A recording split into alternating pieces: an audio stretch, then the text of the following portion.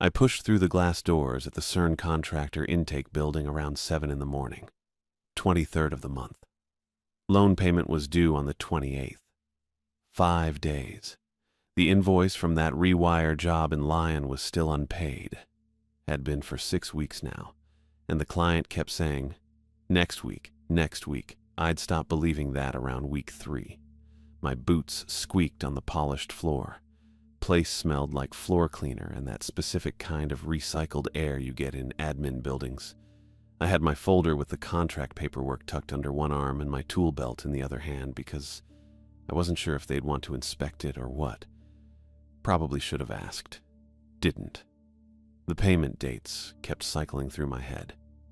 28th, then rent on the 3rd. Then the utility bill I'd already pushed back twice. I'd done the math too many times. If this contract paid on schedule, 2 weeks of night work inspecting electrical panels in the LHC service tunnels, I could cover the loan and maybe half of rent. The rest I'd figure out. I had to figure it out. Freelance electrical work had been fine for a while. Steady enough. Then it wasn't. Jobs dried up in that way where you don't notice until you're checking your account balance twice a day and your stomach goes tight every time. 3 months of that. This CERN gig was short-term. Maybe they'd extend it, maybe not. Didn't matter. I needed the first paycheck. Default felt close. That's the thing they don't tell you. It's not some distant concept. It's a feeling in your chest, this tightness that sits there while you're brushing your teeth or buying bread. I'd had it for weeks. The intake area had about a dozen people ahead of me. Contractors mostly, I figured. Some had the same look I probably did. Tired. Here for work, not tourism. A couple of them had green site access lanyards already. Old hands. I got in line behind a guy with a Zurich electric patch on his jacket. While I waited, I checked my phone. No messages. The Lion client hadn't responded to my last email. Figured. I thought about my mother, Sage. She'd asked me last week if I'd heard back about the CERN job, and when I said yes, she'd gone quiet for a second. Then she said, "Your father worked there once, long time ago." That had stopped me. She didn't talk about my father much. He'd died when I was 2. Some kind of accident, she'd always said. Didn't like going into it.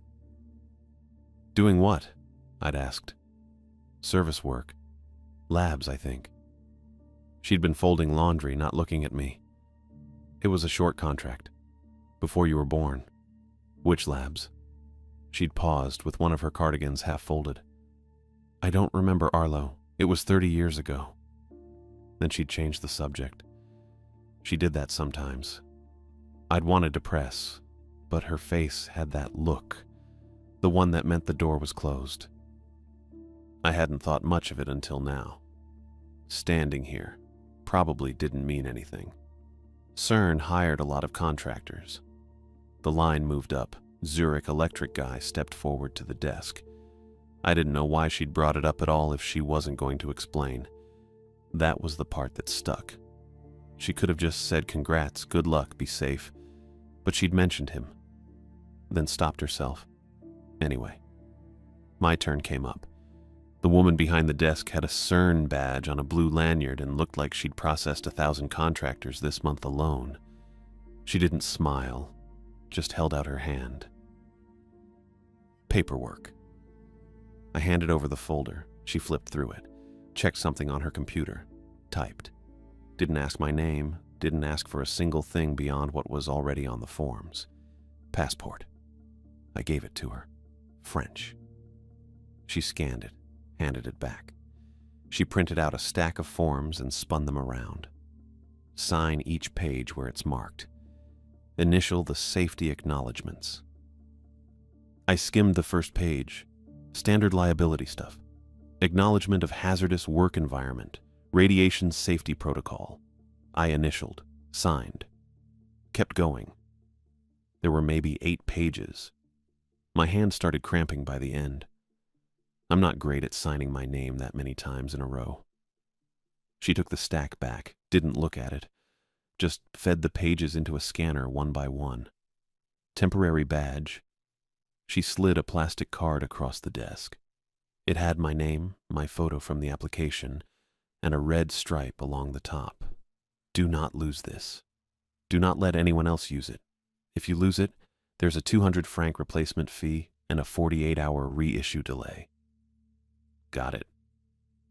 Your escort will meet you in Zone B. She pointed past the desk to a hallway with blue floor markings. Follow the blue line. Wait in the glass room at the end. Thanks. She was already looking past me.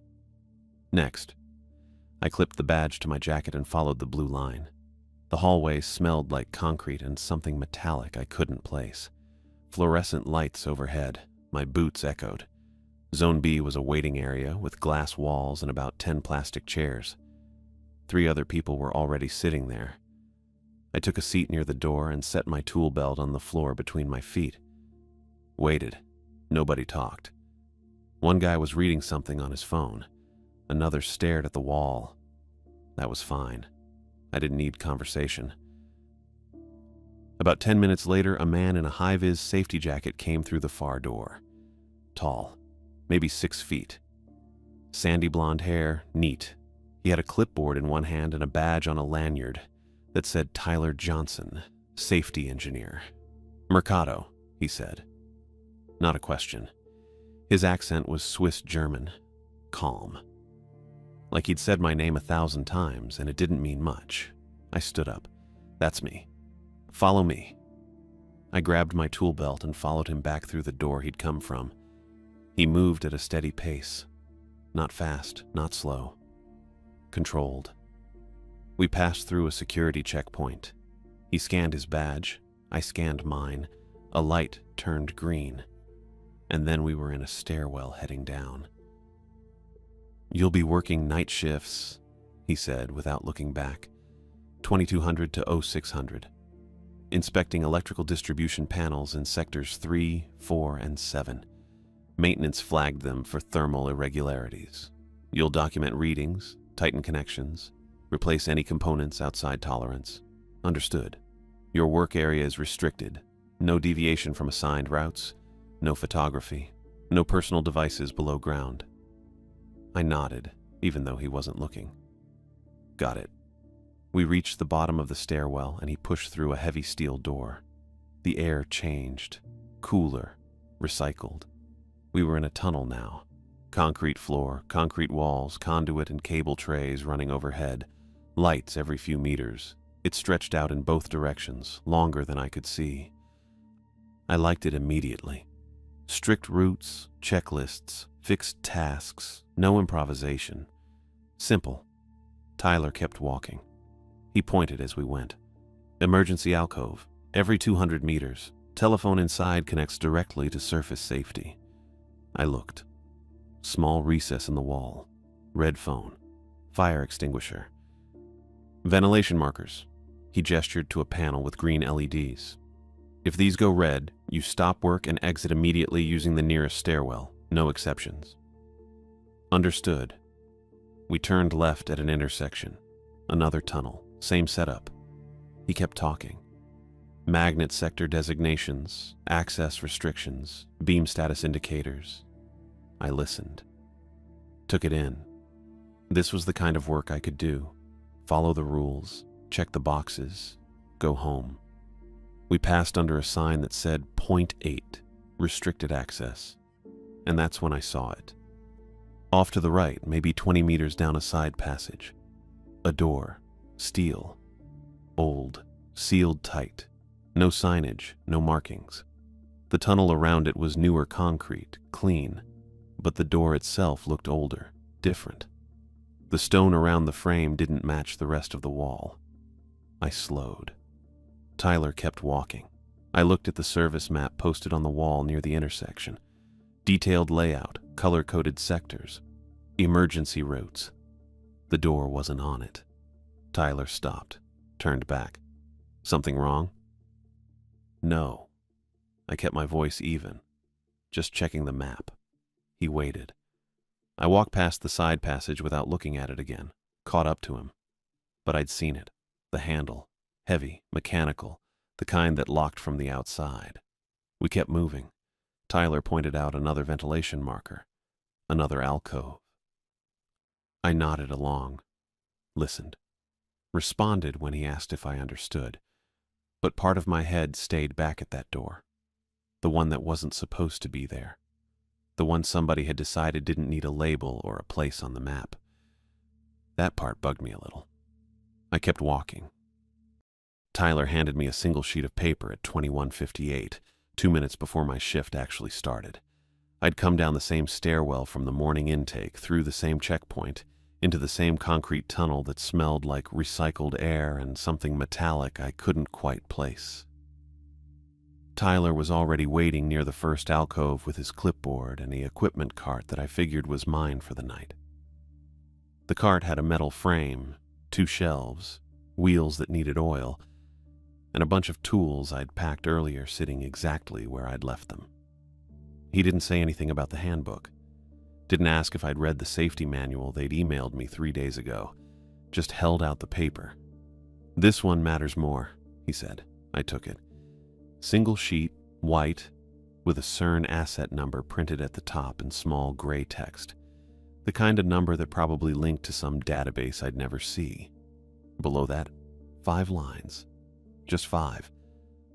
I read them standing there under the fluorescent lights, with Tyler watching me and the tunnel stretching out behind him into darkness. Never touch the stone door handle. Keep walking if you hear your name. Hold your breath when the red lights blink twice. Don't record audio underground. Leave any missing tool you didn't lose exactly where it sits. That was it. No explanation. No context.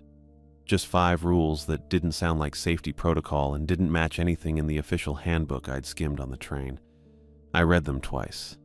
The second time didn't make them make more sense. "Questions?" Tyler asked. I looked up. His expression hadn't changed. Still calm, still bureaucratic, still holding his clipboard with both hands like it was part of his job description. I had about 12 questions, maybe more. But something in the way he'd handed me the paper, quick, matter of fact, 2 minutes before shift start, told me he wasn't going to answer them.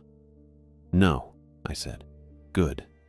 I folded the paper once and shoved it into my pocket. It felt heavier than it should have. Probably just my imagination. Probably not. Tyler gestured toward the cart. "Sectors 3, 4, and 7. Panels are flagged in the system. Document readings, check connections, replace anything outside tolerance. You know the process." "I know it. Emergency alcoves every 200 meters. Red phone, fire extinguisher. You see a ventilation marker go red, you stop work and exit via nearest stairwell. No exceptions." "Understood." He checked his watch. Exactly 22 Ala. "Start with Sector 3. Routes marked on your cart map. I'll be surface side if you need to call up." "Right." Tyler turned and walked back toward the stairwell without saying anything else. His footsteps echoed for a while, then faded, then stopped when the heavy door closed behind him. I was alone. I stood there for maybe 30 seconds, just breathing and looking at the tunnel. It extended in both directions, concrete and conduit and cable trays overhead. Lights every few meters making pools of brightness with shadows between them. The air was cool, not cold, but enough that I was glad I'd worn the heavier coveralls. The paper sat in my pocket like a stone. I pulled the cart map. Laminated sheet clipped to the top shelf, showing sectors 3 through 7 with colored lines and panel locations marked in red dots. Sector 3 started about 400 meters east, past 2 intersections and under the .8 access sign I'd seen that morning. Past the unmarked door. I checked my tool belt. Flashlight, multimeter, insulated screwdrivers, wire strippers, electrical tape, spare connectors. Everything I'd need. Everything I'd packed myself. I knew what was there. Then I started walking, pushing the cart ahead of me with both hands on the frame. The wheels squeaked a little. The sound bounced off the walls and came back at me from weird angles. I tried to treat it like normal work. Sector 3 had 11 panels flagged for inspection. I found the first one at 2234, mounted on the wall inside a recessed alcove about chest height. Standard distribution panel, gray metal housing, CERN asset tag on the door, thermal scanner bracket attached to the side showing a reading of 48 degrees Celsius. That was higher than it should have been. Acceptable range was 35 to 42 for this model. I opened the panel door and checked the connections with my flashlight. Breaker in position 7 had discoloration around the terminal. Loose connection, probably arcing under load. I killed the breaker, tested it dead with my multimeter, then tightened the terminal screw 3/4 of a turn until it seated properly. The discoloration didn't go away, but the connection was solid now. I logged the reading, the fix, and the time in the inspection sheet clipped to my cart. Then I closed the panel and moved on. Panel 2 was clean. Panel 3 had a bad breaker that I swapped out. Panel 4 was clean. Panel 5 had another loose connection. I kept working, kept logging, kept my head down and my hands busy doing the kind of electrical work I'd done 100 times before, in buildings and substations and rewire jobs across Lyon. It felt almost normal, except for the rules sitting in my pocket. Except for the tunnel being empty and silent, except for my cartwheels and my breathing and the hum of ventilation fans somewhere distant. Except for the fact that I kept waiting for something to happen. Nothing did. I finished Sector 3 at Aura 147 and moved into Sector 4. More panels, more readings, more logging. My back started to ache from bending over the cart to write. My fingers were getting cold even with the work gloves. At 0213, I was between panels 9 and 10 in Sector 4 when the lights changed. The red lights, emergency status indicators mounted every 50 meters along the tunnel ceiling, blinked twice in sequence. I froze. The pattern ran down the line. Blink, blink, pause. Then the next light. Blink, blink, pause. Moving away from me toward the east tunnel exit. I held my breath. Didn't think about it. Didn't hesitate. Just stopped breathing mid-inhale and stood there with both hands on my cart and my chest locked tight. The rule had said hold your breath when the red lights blink twice. It hadn't said why. It hadn't said how long. I counted in my head. 1, 2, 3.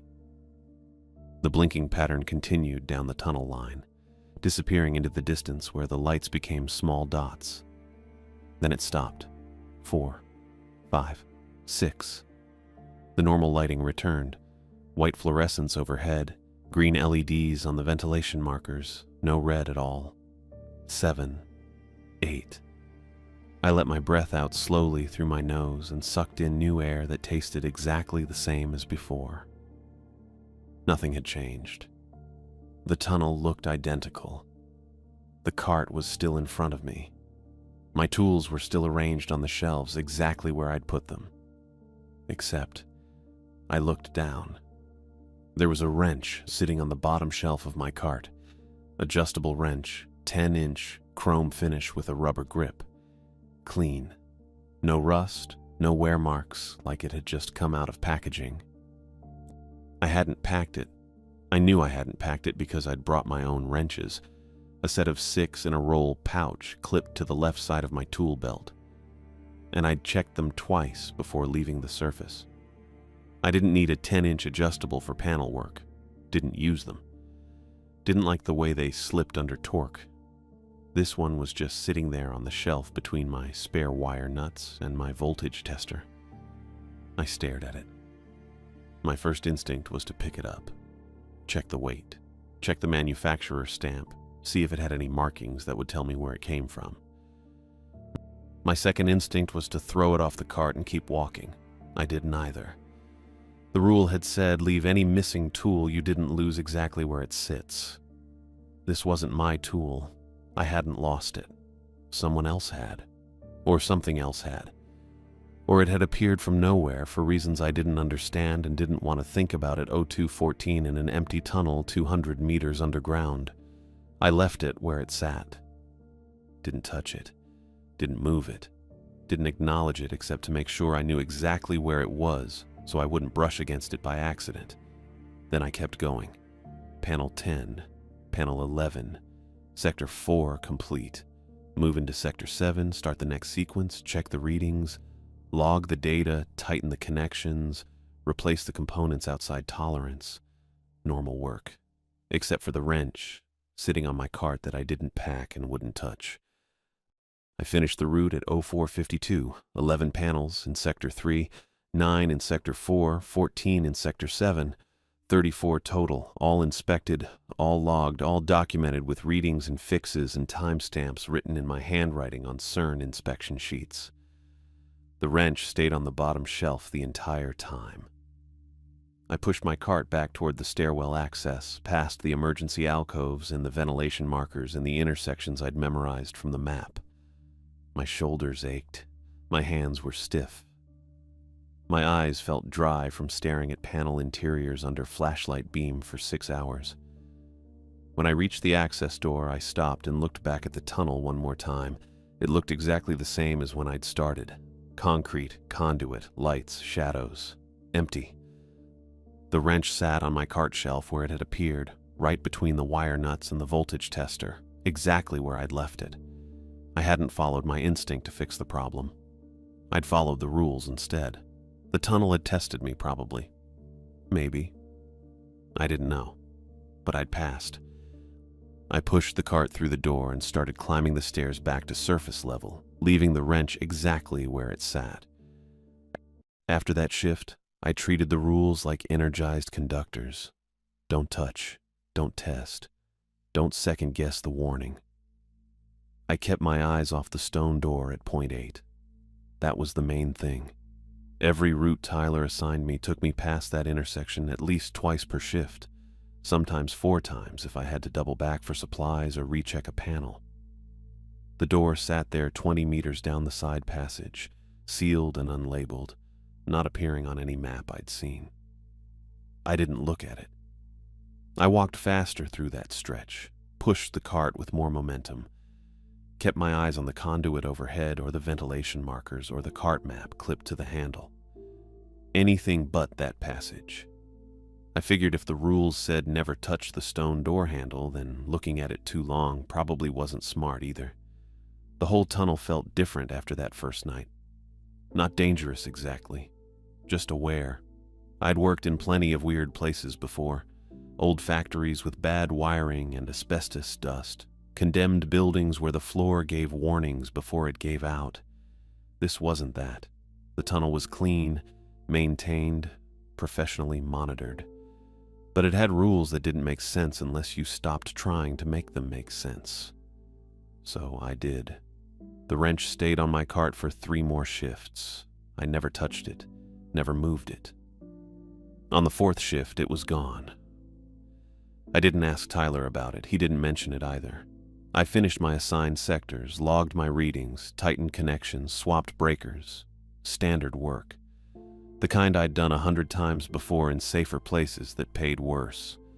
My hands knew the rhythm. Kill the breaker, test it dead, make the fix, log the time. The loan payment was due in 2 days. I had the money now. First time in 3 months, I wasn't calculating overdraft fees in my head. But I walked faster past point 8 every single time. The next night, around 3 in the morning, I heard my name. I was in Sector 4, finishing panel 19. Thermal reading was clean, but one of the terminals looked discolored, so I killed the breaker and checked the connection. Loose. I tightened it down, logged the fix, and was reaching for my multimeter when I heard it. Arlo. Just that. My name. Spoken low and clear from somewhere behind me down the tunnel. I didn't turn around. My hand stopped halfway to the multimeter. The voice had a lion accent. Not generic French. Lion specifically. The vowel sat in the back of the throat, the R's rolled soft. I knew that accent.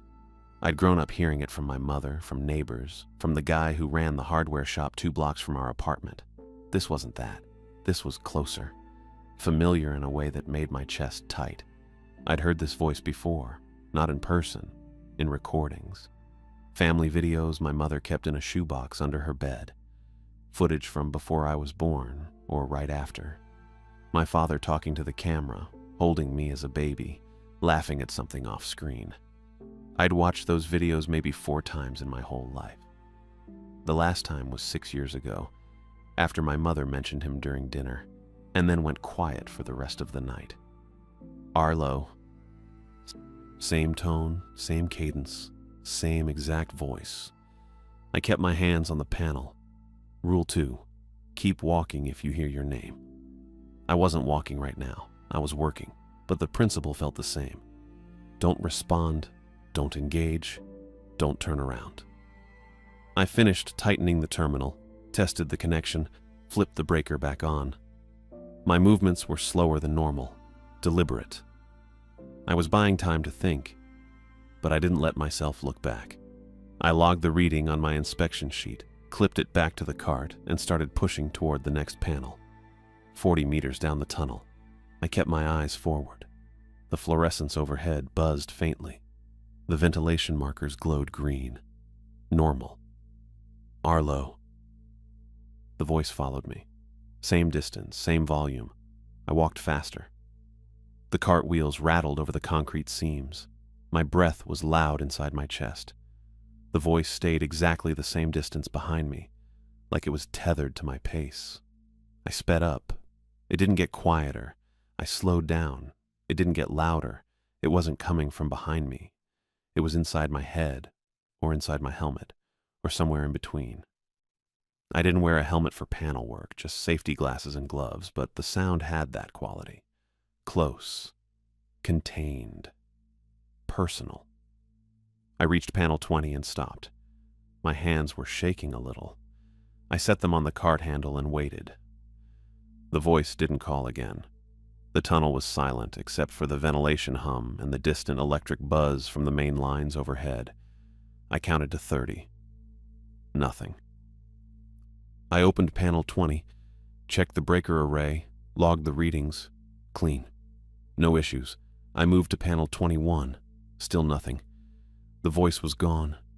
I finished Sector 4, moved into Sector 7, completed the route. My shoulders didn't relax until I was back at the stairwell access, pushing the cart through the door and climbing toward the surface. I didn't tell Tyler. I didn't know what I'd say. I heard my dead father's voice and it followed me for 2 minutes, then stopped. That sounded insane. Or like a safety concern. Either way, I'd probably get pulled off the contract. I needed the money. Rent was due in 8 days, so I kept it to myself. The following night, Tyler assigned me to work with a rigger, Jimmy Castro. We were swapping a coil component in an alcove near Point 8. Jimmy met me at the bottom of the stairwell at 22 Sao, carrying a rigging harness and a canvas tool bag. He was maybe 29, built solid, with dark curly hair and a loud voice that echoed off the concrete. He grinned when he saw me. "Mercado, yeah?" he said. "Tyler said you're the panel guy." "That's right," I said. "I'm on coils tonight. They want us to pull a thermal sensor module and swap in a replacement. Should take maybe 2 hours if the mount bolts aren't seized." I nodded. I'd done coil work before. Not my specialty, but I knew the process. Jimmy pulled a folded piece of paper from his jacket pocket. Same paper Tyler had given me on my first night. 5 rules. He waved it at me. "You get one of these?" he asked. "Yeah." "It's bullshit, right?" He laughed. "Never touch the stone door. Don't record audio. Hold your breath when the lights blink." "What is this? A ghost tour?" I didn't answer. I started pushing my cart toward the alcove. Jimmy followed, still talking. "I've been on 3 CERN contracts," he said. "Never seen rules like this. Usually it's just lock out, tag out, don't touch the beam line, report spills. This is different. Tyler wouldn't explain it either. Just handed me the paper and said follow it exactly. We reached the alcove. The coil assembly was mounted in a recessed panel about chest height, with cooling lines running to a thermal regulation unit overhead.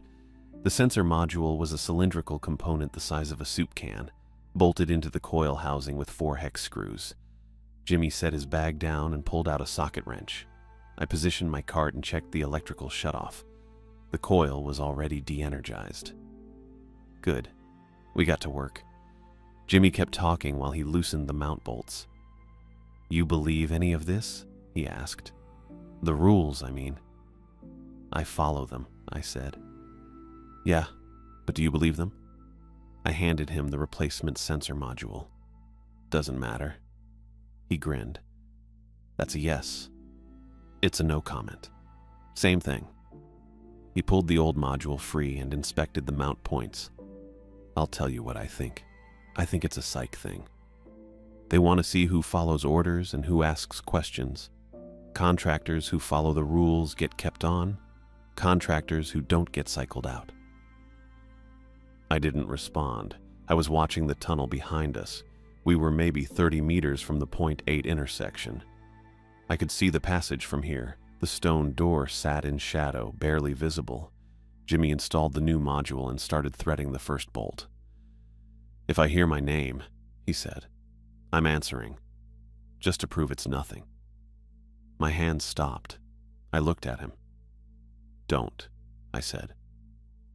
He glanced up. "What?" "Don't answer it." "Why not?" "Because the rule says don't." Jimmy laughed.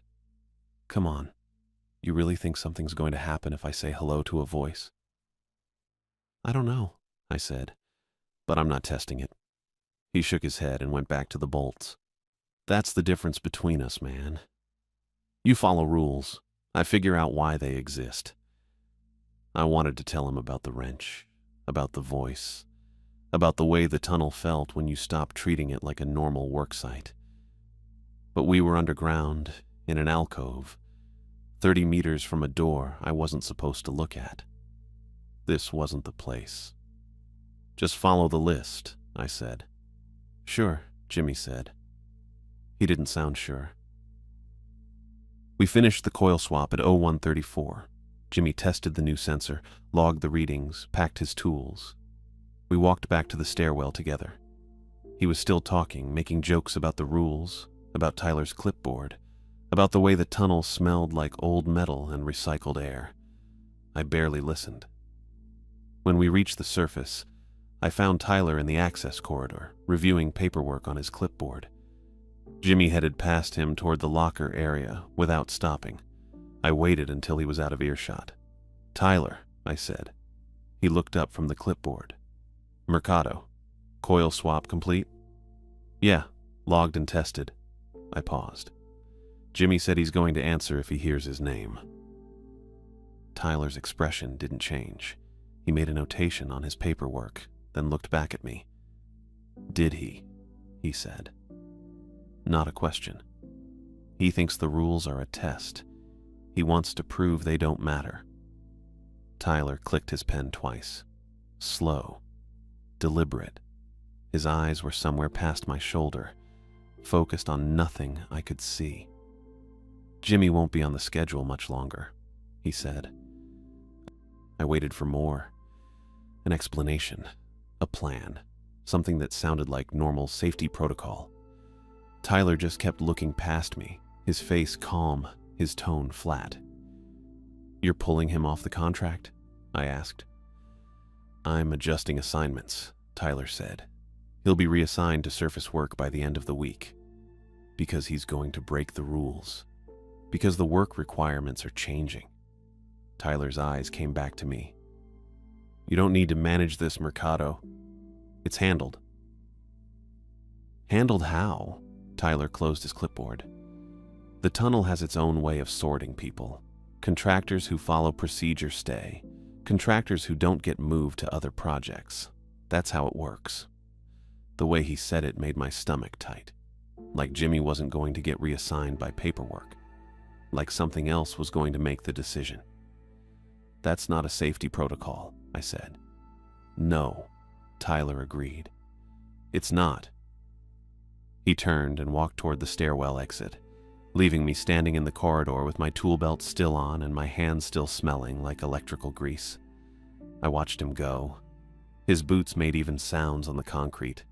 Professional, controlled, completely detached from the fact that he'd just told me the tunnel would handle Jimmy Castro on its own. I stood there for another minute trying to figure out what I was supposed to do with that information. Report it to someone higher up. Warn Jimmy again. Refuse the next shift. But I had rent due in 6 days. And Tyler was right about one thing. This wasn't a safety issue I could manage normally. Tyler sent a message at 21:15 saying the beam was down for scheduled maintenance work and my shift would proceed as normal. I descended the stairwell at 21:52 with my tool belt already on and my temporary badge clipped to my jacket. The checkpoint scanner blinked green. The tunnel air hit me the same way it always did. Cool, recycled, smelling faintly of concrete and machine oil.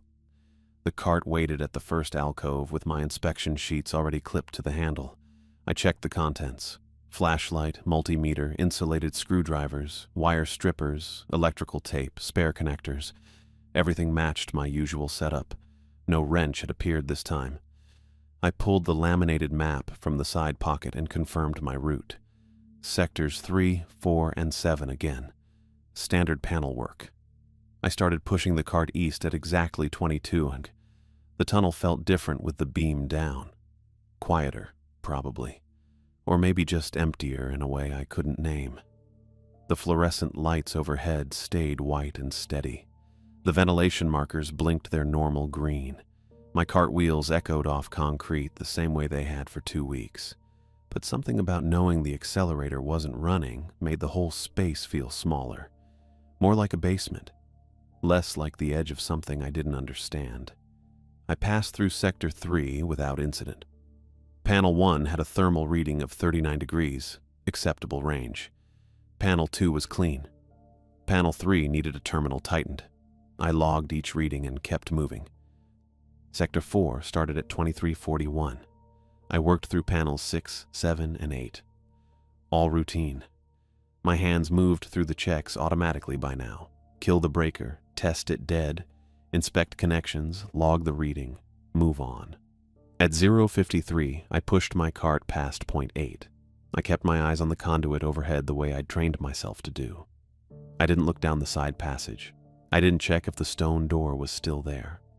I just kept the cart moving and focused on the cable trays running along the ceiling and the next panel location marked on my map. Then I saw the copper punch sitting on the floor directly under the steel door frame. I stopped walking. My hands stayed on the cart handle. The punch sat maybe 15 centimeters from the threshold, right where someone would step if they were exiting through that door. It was a standard center punch. Copper body, knurled grip, steel tip, maybe 12 centimeters long. The kind you use to mark metal before drilling. I owned 2 myself in my main kit at home. But this one had a white CERN asset tag wrapped around the grip.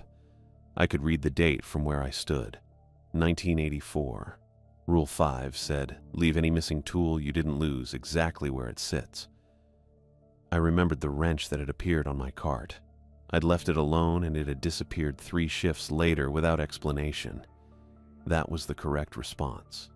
That was how you pass the test. But the punch was blocking the walkway. Not entirely, but enough that someone pushing a cart or carrying equipment would need to step around it or risk kicking it accidentally. It was a tripping hazard, a safety issue. I looked down the tunnel in both directions, empty. No footsteps, no voices, no movement except the green LEDs on the ventilation markers. I moved my right boot forward and nudged the punch with the steel toe, just enough to push it toward the wall and out of the center path. It rolled maybe 20 centimeters and stopped with the asset tag facing directly up toward the ceiling lights. The white tag had been filled out in blue ballpoint pen. CERN inventory number. Date issued 04/11/1984. Assigned location, point 8 service gallery. Below that, someone had written a second line in different handwriting. Thinner pen, recovered surface 1911-1984. 15 days later. I stared at the tag for maybe 5 seconds. Then I pulled my eyes away, gripped my cart handle, and kept walking toward panel 9. My heart rate stayed elevated for the next 3 panels. I worked slower than usual. Panel 9 took me 11 minutes when it should have taken 6. Panel 10 was clean, but I rechecked every connection twice anyway. Panel 11 had a loose neutral that I tightened, logged, and moved past. At 01:47, I was positioned between panels 11 and 12, maybe 60 meters east of point 8, when the red emergency lights blinked twice. I held my breath immediately. The blink pattern started at the western end of the tunnel behind me and moved east in sequence. I counted the pulses. 1, 2. Then the lights should have returned to normal white fluorescence. They didn't. The red lights blinked a third time, then a fourth. My lungs started burning around pulse 6. I kept my mouth closed and my chest still. The air in my lungs felt hot and stale. My body wanted to exhale. I forced it to wait. Pulse 8. Pulse 9. My vision started narrowing at the edges, not blacking out, just tightening. My throat felt thick. I gripped the cart handle harder to keep my hands occupied and away from my mouth. Pulse 12. My chest was trying to force the exhale on its own. I clenched my jaw and focused on the ventilation marker directly in front of me. Green LED. Still green. No red status indicator. Just the emergency lights cycling. Pulse 15. I thought about Jimmy and wondered if he'd answered when he heard his name yet. I thought about my rent due in 3 days.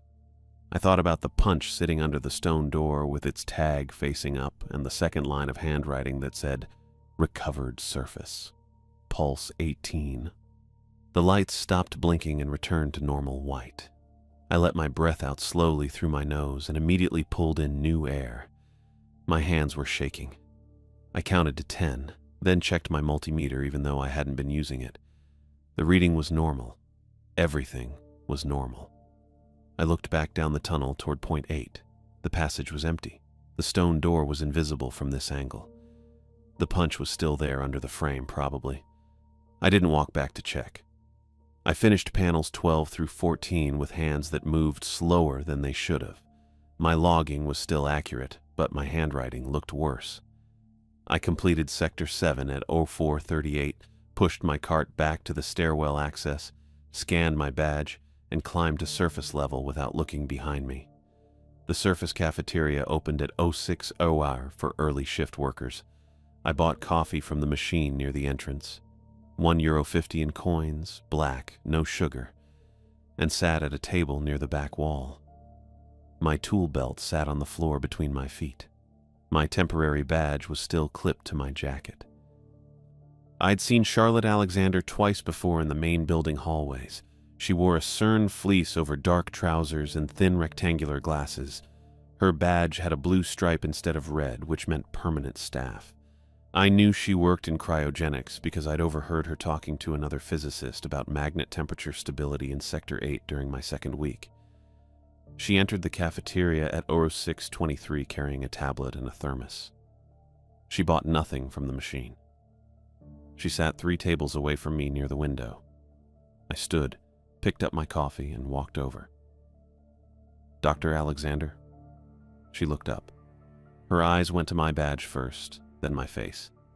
"Yes?" "Arlo Mercado, electrical contractor, night maintenance." "I know." She set her tablet down but didn't gesture to the empty chair. "Do you need something?" I sat anyway. "I have a question about point 8. Her expression didn't change, but her hands stopped moving. "Point 8 is a magnet junction. If you're having access issues, you need to speak with Tyler Johnson. Not about access, about the sealed gallery." She was quiet for 3 seconds. Then she said, "That's not part of active infrastructure." "I know. That's why I'm asking you instead of Tyler." She picked up her thermos but didn't open it. "What's your question?" "I found a tool near the door. Copper punch. CERN tag from 1984. It said recovered surface. What does that mean?" Charlotte looked past me toward the cafeteria entrance, then back. "You didn't touch it." "I moved it. It was blocking the walkway." "How far?" "Maybe 20 centimeters. Toward the wall." She exhaled slowly through her nose. The maps were redrawn in 1985. The corridor behind that door used to be marked as Point 8 Service Gallery. It was sealed and removed from official documentation after an incident in November '84. I waited. She didn't continue. What kind of incident? Charlotte opened her thermos and poured something that smelled like tea into the cap. A night maintenance worker entered the gallery during a scheduled shutdown. He came back 14 hours later. Medical eval showed no physical injury. Psych eval showed acute auditory fixation. Meaning what? He said he could hear something in the walls. He couldn't stop listening to it. Couldn't focus on anything else. Couldn't sleep. She drank from the cap. Recordings never captured it. They ran full diagnostics. Acoustic sensors, electromagnetic interference, structural resonance, nothing. So they sealed it. They reclassified it, removed it from active infrastructure and updated the tunnel maps. The door was mechanically locked from the outside and the access codes were deleted. She set the cap down. The worker was transferred to surface duties and resigned 4 months later. I thought about the 18 blinks, the punch with 2 dates on its tag, the voice that had called my name in my father's accent. And the unofficial practices? I said. Charlotte's eyes narrowed slightly behind her glasses. Excuse me? The rule sheet. Tyler handed it to me on my first night. 5 rules. No written policy, no safety manual reference. Just a piece of paper with an asset number. She didn't answer immediately. When she did, her voice was quieter. Some situations create their own protective protocols. The kind that work but can't be explained in official documentation. Because they don't make sense. Because they work, she corrected. And when something works consistently in an environment this complex, you don't change it just because you can't model it. I finished my coffee. It was cold by now. What happened to the tools he brought down? They were recovered over the following 6 weeks. Always near the door. Always with the original asset tags. Charlotte closed her thermos. You should follow the rules exactly as written, Monsieur Mercado. Don't improvise. Don't test them. They exist for a reason, even if the reason isn't documented. She stood, picked up her tablet and thermos, and walked toward the cafeteria exit without looking back. I sat alone at the table with my empty coffee cup and my tool belt on the floor, and the knowledge that the tunnel had rules older than the maps. I was standing at panel 14 in Sector 7 when Jimmy answered. I didn't hear the voice call him. Didn't know it happened until I felt it. Something went through my spine like a cable had snapped under tension and whipped straight through the center of my back. Not pain exactly. More like the shape of pain, the space it would take up if it arrived a second later. The lights didn't blink. They stretched. I'm not great at describing this part, but the fluorescent fixtures overhead started smearing along the ceiling like someone was dragging them east while they stayed bolted in place. The light itself pulled into streaks. I could still see the tunnel, the cart, my hands on the multimeter, but everything had this trail behind it, this visual echo that shouldn't exist in still air with no motion. My radio hissed. Jimmy's voice came through. Yeah, I'm here. Then it came through again. Same words. Same timing. But layered underneath the first transmission was another voice that matched my cadence exactly. My rhythm. The way I drop consonants at the end of questions when I'm tired. It was my voice saying Jimmy's words in Jimmy's tone, and the overlap made this phasing sound that sat wrong in my ear, like 2 recordings playing a quarter second out of sync. I dropped the multimeter back into the cart and started running. Panel 14 was about 50 meters west of where I'd left Jimmy working on a cable tray mount near panel 12. 50 meters doesn't sound far. It's the length of half a football pitch, maybe 15 seconds at a full sprint on flat ground. In the tunnel with a tool belt bouncing against my hip and boots hitting concrete and my breath already coming short from whatever the hell just happened to my spine, it felt longer. I didn't call out. Didn't use the radio, just ran. Jimmy was standing in the middle of the walkway with his back to me, facing the western tunnel direction. His shoulders were square and his head was tilted slightly left, like he was listening to something I couldn't hear. His hands hung loose at his sides. The cable tray he'd been working on was still open above him, tools scattered on the ground near his boots. I grabbed his harness with both hands and pulled. He didn't move at first, just stood there. Then his weight shifted backward, and I dragged him toward the eastern access ladder, the one marked on the cart map as secondary egress, approximately 40 meters ahead. His weight was wrong. I'm not a big guy, 5'11", 75 kilos, but I've pulled heavier loads on job sites, and Jimmy wasn't much bigger than me. Should have been able to move him steadily once I had momentum. Instead, his weight increased in jerks, like I was dragging him through water that kept thickening every few steps. Pull, move 2 meters, hit resistance. Pull harder, move another meter, hit more resistance. He wasn't fighting me, wasn't bracing his legs or pulling back. His boots dragged along the concrete and his body stayed limp in my grip, but something else was resisting. The red emergency light started blinking. 2 pulses, just 2. I held my breath on the first blink and shoved Jimmy's head down with my forearm across the back of his skull, forcing his face toward the ground so he couldn't turn west toward point 8. He was heavier than he should be, and my arm wasn't strong enough to hold him and pull him at the same time, so I wrapped my other arm under his chest and dragged him forward in this stumbling crouch while counting in my head. 1, 2. The lights stopped. Jimmy went completely limp. His full weight dropped into my arms and I nearly fell, catching myself with one knee on the concrete while his harness straps dug into my forearms. Then he sucked in this huge breath, louder than it needed to be, like he'd been underwater for 30 seconds and just broke the surface. He started breathing normally after that, fast, shallow breaths that evened out over maybe 10 seconds. I let go and stepped back. Jimmy stayed on his knees for a moment, then sat back on his heels and looked around the tunnel like he'd just woken up in a place he didn't recognize. His face was pale. Not shock pale, just drained. "What happened?" he said. I didn't answer right away. My hands were shaking and I still had that cable snap feeling in my spine. Duller now, but present.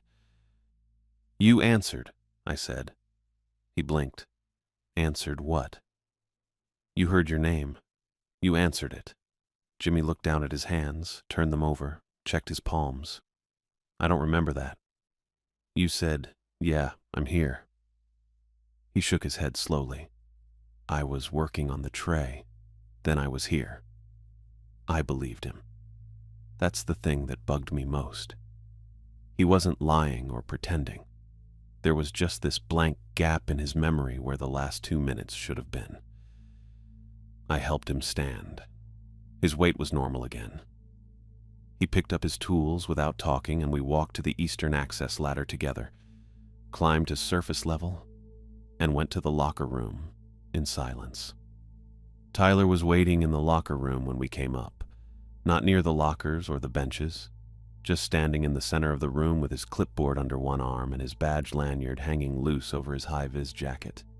He looked at Jimmy first, then at me. "Sit down," Tyler said. Jimmy sat on the bench near his locker. I stayed standing. Tyler walked over to the water dispenser in the corner, filled a paper cup, brought it back to Jimmy. Jimmy took it, but didn't drink. "You just watched a correction," Tyler said. He wasn't talking to Jimmy. He was talking to me. I waited. "The rules aren't superstition," Tyler continued. "They're not psychological screening or compliance tests. They're operational limits. When someone crosses one, the tunnel corrects it." "Corrects how?" I said. Tyler glanced at Jimmy, who was staring into the water cup. "Depends on how far the violation goes. Sometimes it's a gap. Memory loss, a few minutes erased. Sometimes it's worse." "What's worse?" "People who don't come back the same. Auditory fixation like the 1984 case. Spatial disorientation. One contractor in 1997 couldn't stop walking in circles for 3 days. Tyler shifted his weight. Jimmy got lucky. You pulled him out before it finished. Jimmy looked up. Before what finished? Tyler didn't answer him. He kept looking at me. I said, "What the hell is down there?" "The stone door isn't a normal door," Tyler said. His tone stayed calm, procedural, like he was explaining ventilation protocols. "It's a cap. There's a pressure point below it. We don't have another word for it. The collider's magnetic cycles keep what's underneath from syncing with the tunnel infrastructure and using it as a path." "A path to where?" "Surface, the labs, anywhere the power grid connects." Tyler set his clipboard on the bench. "When the beam is down, the cycles stop. The pressure increases. That's why night work is restricted, and why the rules matter more during shutdowns." I looked at Jimmy. He was still holding the water cup, not drinking. "The rules contain it," Tyler said. "As long as people follow them, the cap holds and the tunnel stays stable. When someone breaks a rule, the system corrects." "The tunnel corrects," I said. "Yes. Not you. Not CERN safety. The tunnel itself." Tyler nodded once. I felt that cable snap feeling again, fainter now, like an echo in my lower back. "I'm quitting," I said. "Effective immediately." Tyler picked up his clipboard. "You were hired fast. Minimal screening, short interview, contract approved in under a week. You wondered why." I had wondered. I didn't say anything. "Your father was on the night crew that wrote the first rules after the 1984 incident," Tyler said. "He was part of the team that documented what happened when the original service gallery was sealed. The rules work best when someone from that bloodline carries them." I stared at him. "Whatever presses against the cap recognizes the difference," Tyler continued. "We don't know why, but contractors with family connections to the original crew last longer and have fewer correction events. The tunnel responds to them differently." "My father's dead," I said. "I know. That's in your file. You hired me because of my blood. I hired you because the work needs someone who can hold the rules under pressure. Your father could. You can." Tyler clipped his pen to the clipboard. "You're not quitting." "Yeah, I am." Tyler reached into his jacket pocket and pulled out my temporary badge. Not a replacement. Mine. The one I'd scanned at the checkpoint 90 minutes ago. The one that should still be clipped to my jacket. I checked my chest. The badge was gone. Tyler set it on the bench between us. "Your access is still active. Next shift starts at 2200 tomorrow." I didn't pick up the badge. Tyler left through the main door. Jimmy stayed on the bench, still holding the water cup. I grabbed my jacket from the locker, pulled it on, and walked out into the hallway without the badge. The hallway was empty. Fluorescent lights, concrete walls, blue floor line leading back toward the exit. I made it about 10 meters before the speaker mounted near the ceiling clicked once. Not static, not a voice, just a single click, clean and deliberate, like something switching on and then back off. I stopped walking. The speaker didn't click again. The hallway stayed quiet. It wasn't a choice. That's what the click meant. It was an acknowledgement. The tunnel knew I was coming back, and it was just confirming we both understood. I kept walking toward the exit with my badge still sitting on the bench behind me and my tool belt pulling against my shoulder and that click sitting in my ear like a second heartbeat. I couldn't stop counting. By Friday, I started seeing the prep work. I came down the stairwell at 21:45 and the checkpoint scanner blinked green like always. But past the steel door in the alcove where Tyler usually left my cart, there were 3 technicians in white cleanroom coveralls standing around a laptop mounted on a rolling workstation. They had diagnostic cables running to a junction box I'd inspected 2 nights before. One of them was reading numbers off the screen while another wrote on a clipboard. The third guy was just watching the ventilation marker overhead, which blinked green in its normal rhythm. My cart was shoved against the wall behind them with my inspection sheets already clipped to the handle. I walked past without saying anything and grabbed the cart. None of them looked up. The tunnel felt different. Not quieter, exactly. More like it was waiting for something to happen. The fluorescent lights were the same white. The ventilation markers still blinked green, but there was a hum underneath everything that I hadn't noticed before. Low frequency, probably around 60 hertz, which meant it was coming from the magnet systems warming up. I pushed the cart east and started my route in Sector 3. Panel 1 was clean. Panel 2 needed a terminal check. I killed the breaker, tested it dead, tightened the connection, logged it. Standard work. But my hands felt heavier than usual, and I kept glancing back toward the alcove where the technicians were still clustered around their laptop. At Panel 4, I saw more of them. 2 guys in blue CERN jumpsuits were mounting what looked like a thermal sensor array to the wall near an emergency alcove.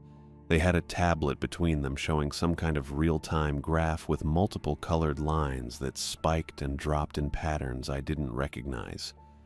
One of them noticed me watching and turned the tablet screen away. I kept moving. By the time I finished Sector 3, it was 0112, and I'd counted 7 people underground. That was more than I'd ever seen on a night shift. Usually it was just me, maybe one other contractor somewhere in a different sector, and Tyler doing his rounds. Tonight felt like they were staging something. I pushed my cart toward Sector 4 and passed 2 more technicians near Panel 8. They were running a fiber optic line along the conduit overhead, feeding it through cable trays toward the west end of the tunnel, toward Point 8. That's when I knew. They were prepping a test ramp, getting ready to cycle the beam and bring the magnets online under controlled load to verify the shutdown repairs were stable. I kept working. Panel 9 was clean. Panel 10 had a loose neutral that I tightened and logged. Panel 11 needed a breaker swap. I pulled the old one, tested the replacement, seated it, closed the panel cover. My chest felt tight and my hands were shaking a little, but I finished the work and moved on. At 0205, I saw Tyler. He was standing near the alcove at the boundary between Sectors 4 and 7, about 40 meters east of Point 8. He had his clipboard under one arm and his badge lanyard hanging over his high-vis jacket. When I got close enough, he stepped into the walkway, so I had to stop the cart. "Mercado," he said. I didn't say anything. Tyler glanced at the nearest ventilation marker, then back at me. "You've seen the prep crew?" "Yeah. Beam cycles tomorrow night. 2,300 hours. Controlled ramp to 40% load, hold for 6 minutes, ramp down. Standard post-maintenance verification." I kept my hands on the cart handle. "Okay." Tyler's expression didn't change. "There's a hard clock on this. If the beam cycles while the stone gallery is active, the cap could slip." "Active," I said. "Pressure builds during shutdowns. You know that. We've been down for 9 days. The cycle resets it. Magnet fields stabilize the infrastructure, prevent sink paths from forming. But if something underneath is already pushing when we ramp up, the transition could create a gap." I looked past him toward Point 8. From this angle, I couldn't see the side passage, just the intersection marker on the wall. "Gap," I said. Tyler shifted his clipboard to his other arm. "The door stays sealed as long as the pressure stays directional, one way. But if the beam cycles while there's an active attempt to breach, the magnetic shift could reverse the flow for approximately 3 to 8 seconds. That's enough." "Enough for what?" "Enough for whatever's underneath to use the grid as a path. To surface, to the labs, anywhere the power connects." He paused. "Your father's crew documented this in the original incident report. November 19th, 1984. They tried to cycle the beam 6 hours after sealing the gallery. The door opened by itself, and a maintenance worker named Alain Roche walked into the corridor and didn't come back for 2 days. When he did, he looked the same, but couldn't remember his own name. Kept asking where the stairs were even when he was standing right next to them. I didn't say anything. Tyler looked at me for a long moment. "If you quit now, we'll pull someone else. Probably a contractor from Zurich who's been here 3 weeks and has never seen the rules. He won't know what to watch for. He won't understand the timing. So you're saying I can't leave? I'm saying quitting won't remove the risk. It'll just leave the tunnel to someone who doesn't understand how the cap works. I looked down at my cart. At the inspection sheets clipped to the handle, the flashlight sitting in the tool tray, the multimeter I'd been using for 6 hours a night for 2 weeks. Tyler stepped back out of the walkway. Your shift ends at 0600. Tomorrow you're scheduled for 22 to 06 again. Beam ramp is at 2300, so you'll be underground when it happens. He walked past me toward the western access stairs without waiting for a response. I stood there for maybe 30 seconds, then pushed my cart toward panel 12. I brought my phone. Saturday night, 21:53. I descended the stairwell with my tool belt over one shoulder and my phone in my jacket pocket. It was an older model, maybe 4 years old, with a cracked screen protector and decent battery life. I'd charged it to 100% before leaving my apartment. The checkpoint scanner blinked green. I walked through the steel door into the tunnel and the prep crew was gone. No technicians, no laptop workstations, no guys in clean room coveralls. Just my cart sitting in the alcove with inspection sheets already attached. I pulled the phone out of my pocket, opened the voice recorder app, and hit the red circle to start recording. The timer started counting up from 0001. I opened my toolbox, a red metal case I kept bungee corded to the bottom shelf of the cart, and set the phone inside on top of the spare wire nuts and electrical tape. Then I pulled a roll of duct tape from my belt and tore off 2 strips. I taped the phone to the inside lid of the toolbox so the microphone faced outward, then closed the lid most of the way, leaving about a 2-centimeter gap so sound could get in. Rule 4: don't record audio underground. I was breaking it on purpose. If something happened tonight, if the cap slipped, if the door opened, if I didn't come back, there needed to be evidence. Something that could outlast me. Something Tyler couldn't bury in a file marked .8 service gallery and removed from official documentation. I checked my watch. 21:58. I started pushing the cart east. Sector 3 was quiet. I worked through panels 1, 2, 3, and 4 without seeing anyone. The hum I'd noticed last night was louder now, a steady 60 hertz vibration that I could feel in the cart handle and the floor under my boots. The magnet systems were online and building charge. Panel 5 needed a breaker replacement. I killed the circuit, tested it dead, swapped the component, closed the panel. My hands were steady, but my heart rate was up. I kept glancing at my watch. 22:34. I finished Sector 3 and moved into Sector 4. Panels 6 and 7 were clean. Panel 8 had a loose connection that I tightened and logged. At Panel 9, I stopped and opened my toolbox to grab the spare voltage tester. The phone was still recording. The timer read 004312, 43 minutes, 12 seconds. I closed the toolbox and kept working. At 2300 hours exactly, the hum changed. It didn't get louder. It shifted. The frequency dropped maybe 5 or 10 hertz, and the vibration in the floor became a pulse instead of a steady pressure. I could feel it in my teeth. The beam was ramping. I looked down the tunnel toward .8, which was about 30 meters west of my position. The intersection marker was visible, but the side passage was angled wrong for me to see the stone door from here. I kept working. Panel 10 was clean. Panel 11 needed a terminal check. I killed the breaker, tested it, tightened the screw, logged it. The pulse in the floor got stronger. 23:04. I closed Panel 11 and pushed my cart toward Panel 12, which put me at the edge of Sector 4, approximately 20 meters east of .8. At 23:13, the red lights blinked twice. I held my breath. The blink pattern started at the western end and moved east in sequence, passing over my position in 2 pulses. I kept my mouth closed and my chest still, counting in my head. 1, 2. The lights stopped blinking and returned to white.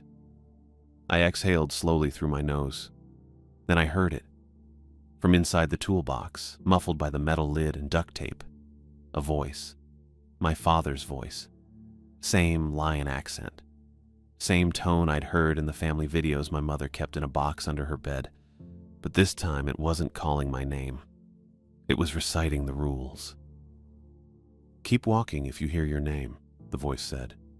"Don't record audio underground. Never touch the stone door handle.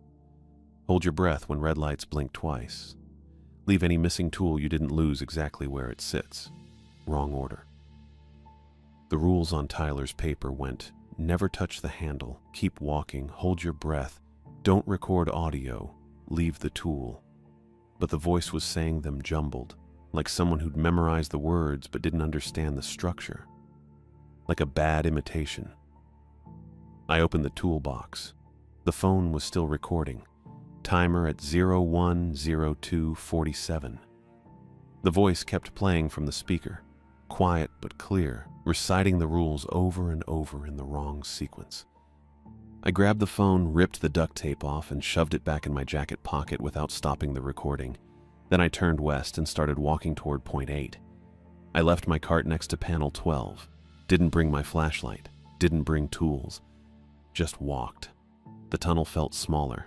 The fluorescent lights stretched overhead in a line that seemed to curve, even though I knew the corridor was straight. The 60 hertz pulse was stronger now, coming up through the concrete in waves that made my boots vibrate with each step. I reached the intersection and turned right into the side passage. The stone door was 20 meters ahead. It looked the same as always. Heavy steel with old stone around the frame. Mechanical handle that locked from the outside. No label or marking. But now I could see the copper punch on the floor near the threshold, right where I'd nudged it 6 nights ago. It was sitting in the same spot, asset tag facing up, date still reading 04/11/1984. I walked toward the door. At 10 meters, the handle turned. Not fast, just a slow rotation, maybe 5 degrees, like someone on the other side was testing the latch. I stopped walking. The handle turned another 10 degrees. Then it stopped. The pressure hit me. Not physical. Not like air or wind. More like weight pressing against my chest and face, pushing backward even though I was standing still. It felt directional, coming from the door, building in waves that matched the 60 hertz pulse in the floor. I took another step forward. The handle turned all the way.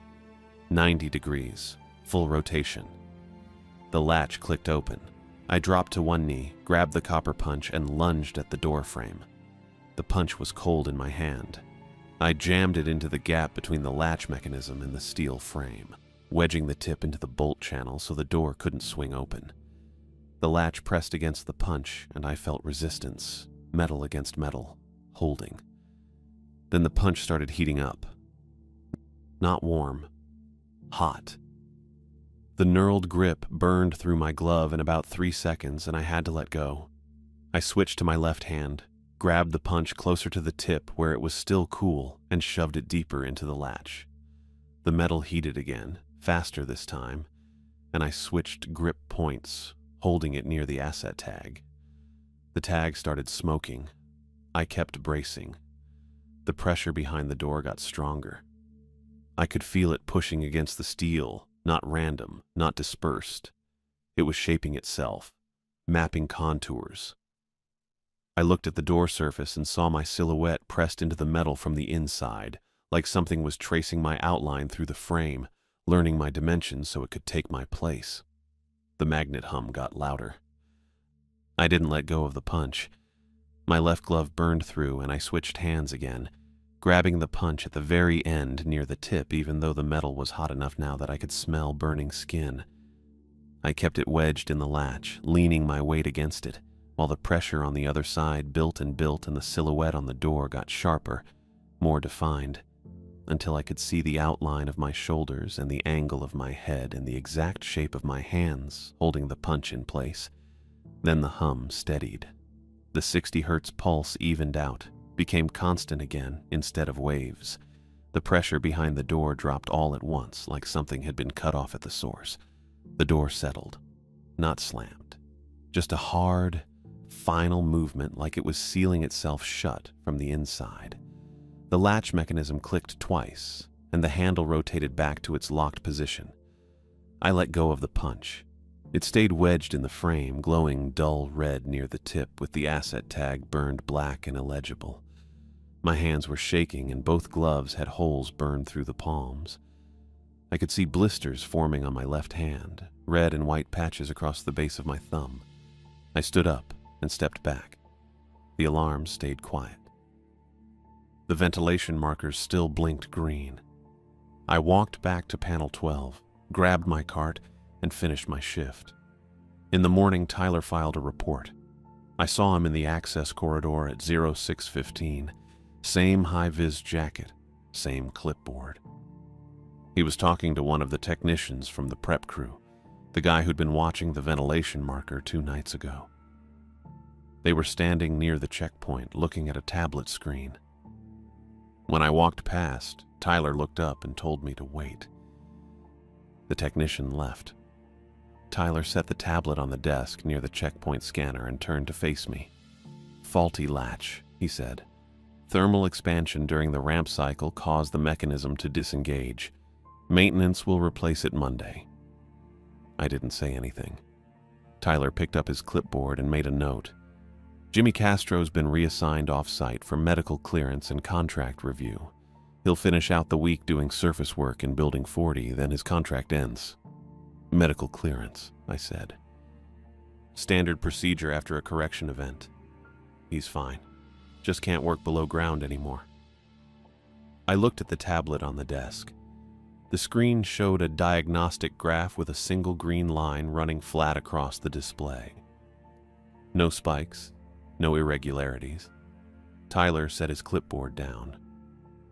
"You did what your father failed to do." I looked at him. "He wrote the rules," Tyler said.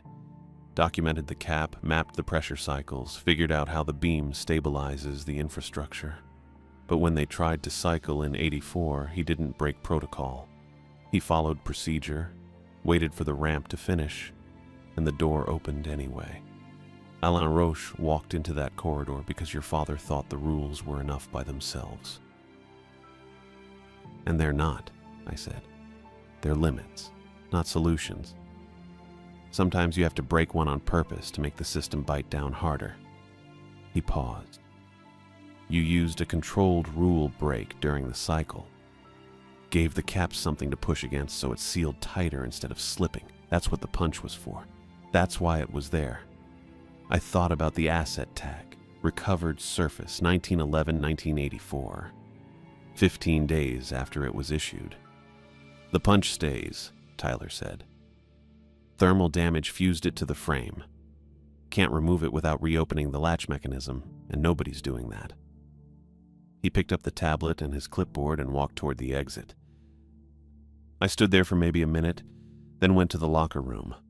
I tried to resign on Monday.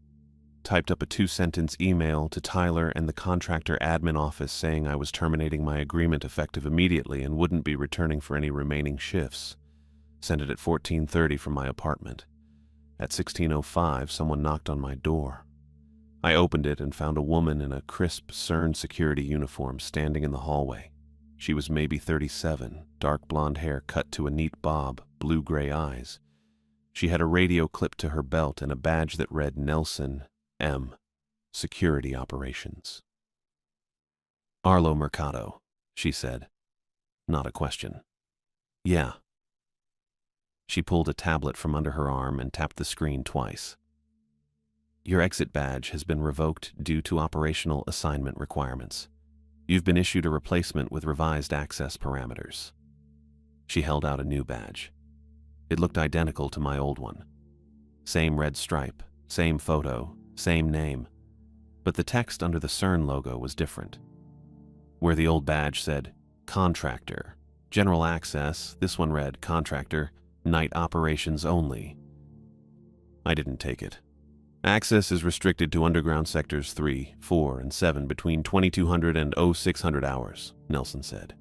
Surface access limited to locker rooms, cafeteria, and designated contractor corridors. Exit authorization requires shift supervisor approval. I resigned, I said. Your termination request was declined per operational necessity clause in your contract. Section 12, subsection 4. Night operations require continuous coverage, and replacement contractor availability is insufficient to meet current demand. She set the badge on the small table next to my door, then pulled a second sheet of paper from the tablet case and placed it next to the badge. Acknowledgement of revised access terms, she said. Sign and return to contractor admin within 24 hours. She turned and walked back down the hallway without waiting for a response. I stood in the doorway and looked at the new badge sitting on the table, nights only. I picked up the paper and read Section 12, subsection 4. It said CERN retained the right to extend or modify contractor assignments when operational requirements could not be met through standard staffing procedures, and that refusal to comply constituted breach of contract with financial penalties up to 15,000 francs. I didn't have 15,000 francs. I signed the paper. Tuesday night I went back underground. 2156. Descended the stairwell, scanned my new badge at the checkpoint. The scanner blinked green and I walked through the steel door into the tunnel. My cart was waiting in the alcove. Inspection sheets already clipped to the handle. Toolbox bungee corded to the bottom shelf. I checked my jacket pocket. The 5 rule sheet was still there, folded in half, edges worn from 2 weeks of handling. Never touch the stone door handle. Keep walking if you hear your name. Hold your breath when red lights blink twice. Don't record audio underground. Leave any missing tool you didn't lose exactly where it sits. I started pushing the cart east. At 22:30, I passed point 8. The side passage was dark and I didn't look down it, but I knew the copper punch was still there, fused to the frame, glowing dull red in my memory, even though it had cooled days ago. I kept walking. Panel 1 was in Sector 3, 40 meters ahead. I had 8 hours of work and a route I knew by heart. The tunnel hummed steady at 60 hertz. I got to Panel 1, opened the cover, and started my shift.